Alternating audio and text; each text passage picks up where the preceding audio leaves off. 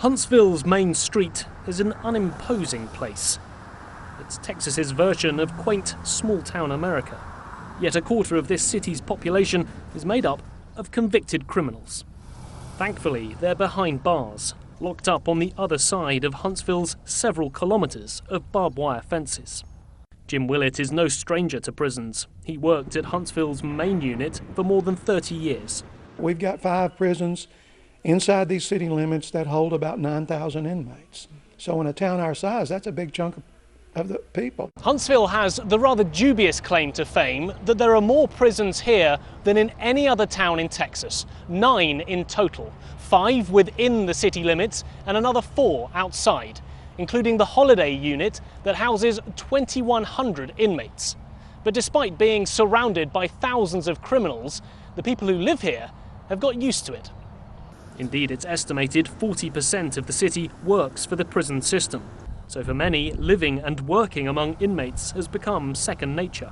You know, when you come here for the first time, it probably, the way you feel right now, that it's just unbelievable that you have all these prisons here. But if you're raised here, or if you come here and stayed for a while, you get real accustomed to it, real used to it. It's just a part of the city. Brian McGivern is an attorney working to improve living conditions for prisoners at a time when mass incarceration is increasing dramatically. Starting in 1970, the rate of incarceration around the country began to skyrocket, and Texas was no exception. Since 1970, our prison population has increased over 960%, even though our population has only doubled. The state went on essentially a building spree of prisons throughout the 80s and the 90s.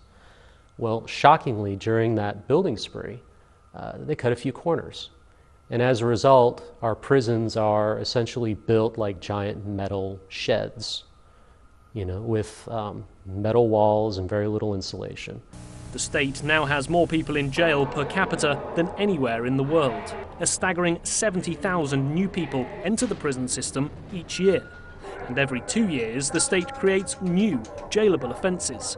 Primarily, McGivern believes, to help politicians win elections. Really, it devolves to a basic political dysfunction in the state where we love to put people in prison, but we don't actually want to spend anything for it. Our state legislature, it's very hungry to create new crimes because nobody ever lost an election because they were too tough on crime.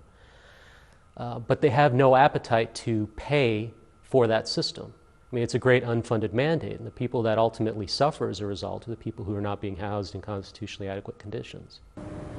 For private prisons run by for-profit companies, more criminals means more money.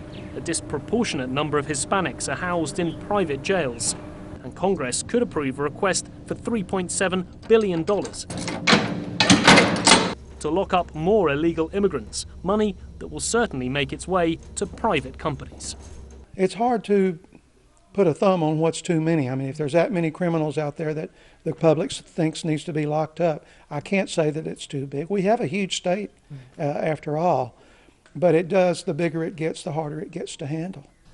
Willett has retired and now runs the Texas Prison Museum, where the city's macabre past and present is on display.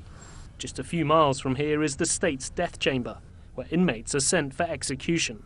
The electric chair used to be the tool of choice. Now, Texas delivers death with a lethal injection. During his 3 years in charge of Huntsville Prison, Willett oversaw 89 executions. I don't have a problem with the death penalty. No, I'm also one that you'll never see out protesting someplace in favor of it, but I don't have any problems with the death penalty. Life in this prison city, so close to criminals and never far from execution, seems strangely surreal. But many of the residents, like Willett, have lived and built their life around serving this insatiable prison system. Nick Harper for Telesaur, Huntsville, Texas.